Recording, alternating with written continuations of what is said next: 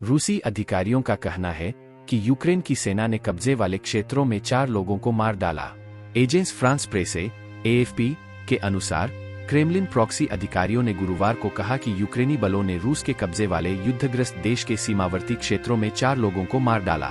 अधिकारियों ने कहा कि एक यूक्रेनी हमले वाले ड्रोन में जापोरिजिया के दक्षिणी क्षेत्र में 2 लोग मारे गए और दक्षिणी खेरसोन क्षेत्र में यूक्रेनी तोपखाने की गोलीबारी में 2 और लोग मारे गए।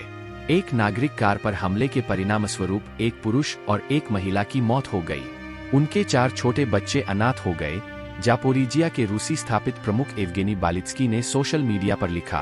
उन्होंने कहा कि बच्चों की देखभाल की जाएगी और उन्हें मनोवैज्ञानिक सहायता प्रदान की जाएगी। AFP के मुताबिक खेरसोन क्षेत्र के रूसी प्रमुख व्लादिमीर साल्डो ने अलग से कहा कि निप्रियानी गांव में यूक्रेन की गोलीबारी में 2 और लोग मारे गए। फ्रांस के राष्ट्रपति ने रूस यूक्रेन युद्ध को यूरोपीय सुरक्षा के लिए प्रमुख खतरा बताया। फ्रांस के राष्ट्रपति इमैनुएल मैक्रोन ने गुरुवार को यूरोप पर एक बहुप्रतीक्षित भाषण दिया। रॉयटर्स के अनुसार मैक्रोन ने रूस यूक्रेन युद्ध को यूरोपीय सुरक्षा के लिए प्रमुख खतरा बताया। उन्हें यह कहते हुए उद्धृत किया गया है, यूरोपीय सुरक्षा के लिए मुख्य खतरा यूक्रेन में युद्ध है। हमारी सुरक्षा के लिए अनिवार्य शर्त यह है कि रूस आक्रामकता के इस युद्ध को नहीं जीतता है। अगर हम अपने स्वयं के यूरोपीय रक्षा उद्योग को विकसित करने की जिम्मेदारी नहीं लेते हैं, तो हम अपनी संप्रभुता, अपनी स्वायत्तता कैसे बना सकते हैं? मैक्रोन से पूछा। उन्होंने यह भी कहा कि यूरोप को यह दिखाना होगा कि वह कभी भी संयुक्त राज्य अमेरिका का जागीरदार नहीं है और वह यह भी जानता है कि दुनिया के अन्य सभी क्षेत्रों से कैसे बात करनी है। रॉयटर्स की रिपोर्ट के अनुसार रूसी विदेश मंत्रालय की प्रवक्ता मारिया जखारोवा ने गुरुवार को कहा कि अमेरिका रूस और चीन के बीच विभाजन पैदा करने की कोशिश कर रहा है। जखारोवा अमेरिकी विदेश मंत्री एंथनी ब्लिंकन की चीन यात्रा शुरू होने पर पत्रकारों से बातचीत में बोल रहे थे। उन्होंने कहा, जहां तक रूस और चीन के बीच संबंधों में दरार पैदा करने के संयुक्त राज्य अमेरिका के प्रयासों का सवाल है, तो संयुक्त राज्य अमेरिका इस बारे में खुलकर बात कर रहा है। उन्होंने कहा कि रूस का चीन के साथ संबंध, जिसके साथ उसने यूक्रेन युद्ध शुरू होने से 3 सप्ताह से भी कम समय पहले कोई सीमा नहीं सहयोग समझौते पर हस्ताक्षर किए थे, किसी अन्य देश के खिलाफ निर्देशित नहीं था। क्रेमलिन का कहना है कि यूक्रेन को भेजी गई अमेरिकी लंबी दूरी की मिसाइलें युद्ध के नतीजे को नहीं बदलेंगी। रॉयटर्स की रिपोर्ट के अनुसार क्रेमलिन ने गुरुवार को कहा कि यूक्रेन को अमेरिकी लंबी दूरी की सैन्य सामरिक मिसाइल प्रणालियों ATACMS की डिलीवरी से युद्ध के परिणाम में कोई बदलाव नहीं आएगा, लेकिन इससे यूक्रेन के लिए और अधिक समस्याएं पैदा हो जाएंगी। एक अमेरिकी अधिकारी ने बुधवार को कहा कि हाल के हफ्तों में अमेरिका ने गुप्त रूप से यूक्रेन को लंबी दूरी की मिसाइलें भेजी है, जो अब तक उनका 2 बार इस्तेमाल कर चुका है।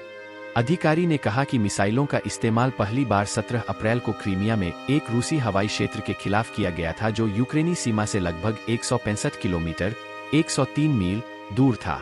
रॉयटर्स के अनुसार क्रेमलिन के प्रवक्ता दिमित्री पेस्कोव ने संवाददाताओं से कहा, अमेरिका इस संघर्ष में सीधे तौर पर शामिल है। वे अपने द्वारा आपूर्ति की जाने वाली हथियार प्रणालियों की परिचालन सीमा को बढ़ाने के मार्ग पर चल रहे हैं। उन्होंने आगे कहा, इससे विशेष सैन्य अभियान के नतीजे में बुनियादी तौर पर कोई बदलाव नहीं आएगा। हम अपना लक्ष्य हासिल कर लेंगे, लेकिन इससे यूक्रेन के लिए और अधिक समस्याएं पैदा होंगी। 300 किलोमीटर तक की मारक क्षमता वाले अटाकैम को भेजा जाए या नहीं, यह बिडेन प्रशासन के भीतर महीनों से बहस का विषय था। रॉयटर्स का कहना है कि मिडरेंज एटैकम्स की आपूर्ति पिछले सितंबर में की गई थी। रूस ने बाहरी अंतरिक्ष में खतरनाक परमाणु हथियारों की होड़ को रोकने के लिए सभी देशों से आह्वान करने वाले संयुक्त राष्ट्र सुरक्षा परिषद के प्रस्ताव को वीटो कर दिया है और इसे एक गंदा तमाशा बताया है। संयुक्त राज्य अमेरिका और जापान द्वारा प्रायोजित प्रस्ताव में सभी देशों से अंतरिक्ष में परमाणु हथियार या सामूहिक विनाश के अन्य हथियारों को विकसित या तैनात नहीं करने का आह्वान किया गया है, जो पहले से ही 1967 की अंतर्राष्ट्रीय संधि के तहत प्रतिबंधित है। आज का वीटो सवाल उठाता है, क्यों? यदि आप नियमों का पालन कर रहे हैं, तो क्या आप ऐसे प्रस्ताव का समर्थन नहीं करेंगे जो उनकी पुष्टि करता हो? आप संभवतः क्या छिपा रहे होंगे? संयुक्त राष्ट्र में अमेरिकी राजदूत लिंडा थॉमस ग्रीनफील्ड ने मतदान के बाद कहा। थॉमस ग्रीनफील्ड ने यह टिप्पणी यह कहते हुए की कि रूसी राष्ट्रपति व्लादिमीर पुतिन पहले ही कह चुके हैं कि मॉस्को का अंतरिक्ष में परमाणु हथियार तैनात करने का कोई इरादा नहीं है।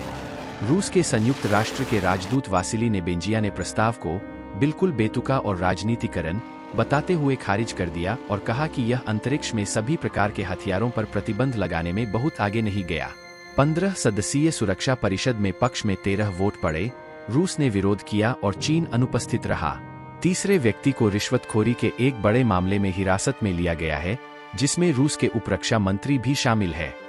एसोसिएटेड प्रेस (AP) के अनुसार मॉस्को की अदालत सेवा ने गुरुवार को कहा कि रूसी उपरक्षा मंत्री से जुड़े रिश्वत मामले में एक तीसरे व्यक्ति को हिरासत में लिया गया है।